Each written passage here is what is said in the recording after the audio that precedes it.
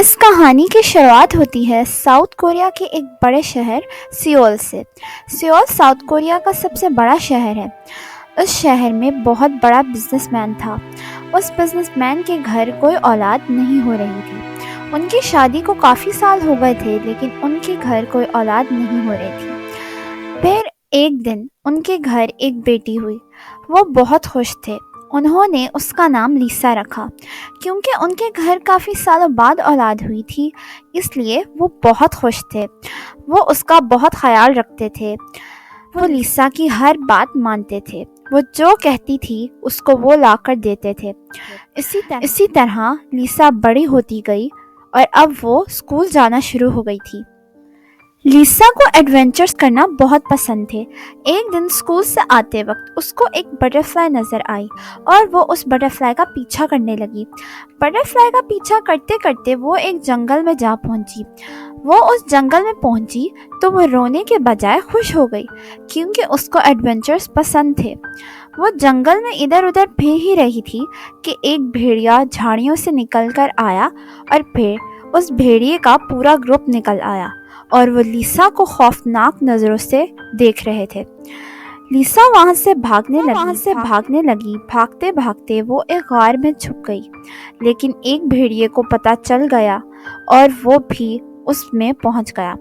وہ بھیڑیا لیسا کو کھانے کے لیے آگے بڑھا ہی تھا تو لیسا نے ڈر کے مارے اپنی آنکھیں بند کر لیں۔ جب اس نے آنکھیں کھولی تو اس نے دیکھا کہ وہ بھیڑیا مرا ہوا تھا۔ لیسا کچھ سوچے بغیر ہی وہاں سے بھاگ گئی۔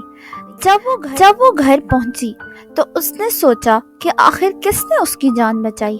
اگلے دن لیسا اسکول سے واپس گھر آ ہی رہی تھی کہ اس کو اس جنگل میں ایک روشنی نظر آئی۔ وہ پھر اس جنگل میں چلی گئی۔ جب وہ اس جنگل میں گئی تو ایک شیر اس کے پیچھے لگ گیا۔ اس دفعہ وہ بہت زیادہ ڈر گئی تھی اور وہ زور زور سے چیخنے لگی۔ اچانک وہ شیر گر کر مر گیا۔ لیسا حیران ہو گئی۔ لیسا نے اس شیر کے پیچھے دیکھا کہ اس کی جان کس نے بچائی ہے۔ شیر کے پیچھے ایک بچہ تھا۔ لیسا نے اس بچے سے پوچھا کہ کیا اس شیر کو تم نے مارا ہے؟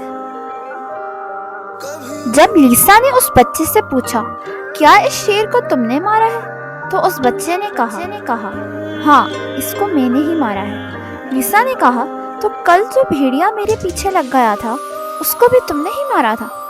تو اس بچے نے کہا ہاں اس کو بھی میں نے ہی مارا تھا۔ لیسا نے اس بچے سے کہا تم نے میری جان 2 دفعہ بچائی ہے، اسی کے لیے تھینک یو۔ اس سے پہلے لیسا اس بچے سے اور کچھ پوچھتی وہ بچہ اچانک کہیں غائب ہو گیا۔ لیسا روز اس جنگل میں آتی اور اس بچے کو ڈھونڈتی لیکن وہ بچہ اس دن کے بعد سے اسے کہیں نظر نہیں آیا۔ اسی طرح کئی سال گزر گئے۔ اب لیسا بڑی ہو چکی تھی اور اب وہ ہائی اسکول میں پہنچ گئی تھی۔ لیسا کا ہائی اسکول میں پہلا دن تھا۔ لیسا نے بہت فرینڈز بھی بنائے۔ اسی ہائی اسکول میں ایک دن کچھ لڑکے لیسا کو تنگ کر رہے تھے۔ پھر اچانک ایک لڑکا آتا ہے اور وہ ان لڑکوں کی جم کر پٹائی کرتا ہے اور وہ لڑکے وہاں سے بھاگ جاتے ہیں۔ لیسا اس لڑکے سے پوچھتی ہے آپ کا نام کیا ہے؟ تو وہ لڑکا کہتا ہے جنگکوک، میرا نام جنگکوک ہے، اور پھر وہ وہاں سے چلا جاتا ہے۔ پھر اس دن کے بعد سے لیسا روز اپنی کلاس ختم ہونے کے بعد جنگکوک کو پورے اسکول میں ڈھونڈتی ہے۔ وہ روز کلاس ختم ہونے کے بعد جنگکوک کو ڈھونڈتی ہے۔ جنگکوک کو ڈھونڈتے ڈھونڈتے اچانک ایک لڑکی تیز سپیڈ میں سائیکل چلاتی ہوئی آ رہی ہوتی ہے۔ اس کی ٹکر لیسا سے ہو جاتی ہے اور لیسا اور اس کا بیگ بھی گر جاتا ہے۔